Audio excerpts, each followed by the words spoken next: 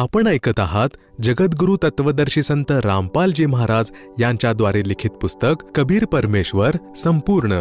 विषय मृत मुलगा कमाल यास जिवंत करणे. शेख तकी महाराजा सिकंदर समोर चेहरा पाडून फिरत होता. सिकंदरने विचारले, काय झालं पीरजी? शेख तकी म्हणाला, का तुला काही माहित नाही? सिकंदरने विचारले की काय गोष्ट आहे? शेख तकी म्हणाला की या कबीर काफिरला सोबत कशासाठी ठेवले आहेस? सिकंदर म्हणाला, हे तर भगवान म्हणजे अल्लाह आहेत. शेख तकी म्हणाला की असं अल्लाह आता आकारात येऊ लागले. अल्लाह कसा आहे? सिकंदर म्हणाला की प्रथम तर अल्लाह असा आहे की हा माझा रोग असा होता की कोणाकडूनच बरा होत नव्हता. कबीर प्रभू यांच्या हात लावताच मी स्वस्थ झालो. शेख तकी म्हणाला, हे जादूगार असतात. सिकंदरने पुन्हा सांगितले, दुसरं म्हणजे भगवान असे आहेत की मी त्यांच्या गुरुदेवांचे डोके छाटले होते आणि त्यांनी माझ्या डोळ्यांसमोर त्यांना त्वरित जिवंत केले. शेख तकी म्हणाला, जर हे कबीर अल्लाह आहेत तर मी त्याची परीक्षा घेईन. जर कबीरजी माझ्यासमोर एखाद्या प्रेताला जिवंत करतील तर मी त्यांना अल्लाह मानेल, नाहीतर दिल्लीमध्ये जाऊन सर्व मुस्लिम समाजाला सांगेन की हा राजा हिंदू झाला आहे. सिकंदर लोधी घाबरून गेला की असे ना व्हावे की याने जाताच राज्य पलटून द्यावे.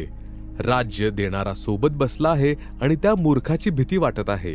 राजाने शेख तकीला विचारले, तुम्ही कसे प्रसन्न व्हाल?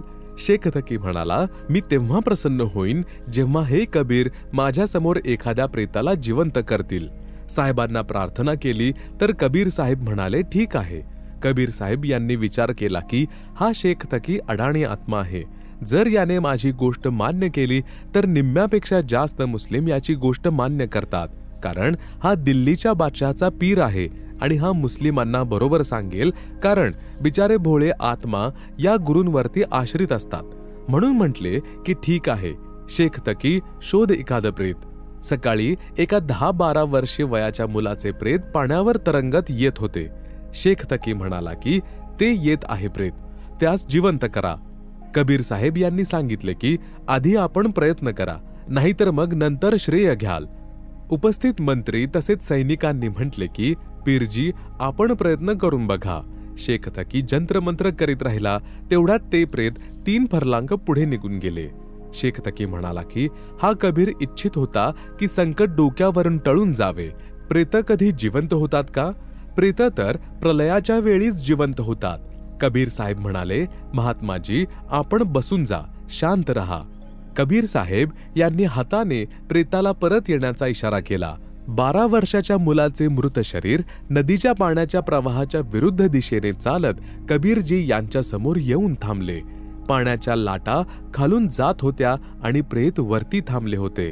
कबीर साहेब म्हणाले की हे जीवात्मा जिथेही आहेस, कबीर आज्ञेने प्रेतात प्रवेश कर आणि बाहेर ये.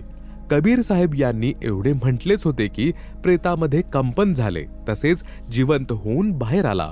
कबीर साहेब यांच्या चरणात दंडवत प्रणाम केला. बोला कबीर परमेश्वर की जय. मयत मुलगा कमाल यास जिवंत करणे. सर्व उपस्थित लोकांनी म्हटले की कबीर साहेबजी यांनी तर कमाल केली. त्या मुलाचे नाव कमाल ठेवले. मुलाला आपल्या सोबत ठेवले.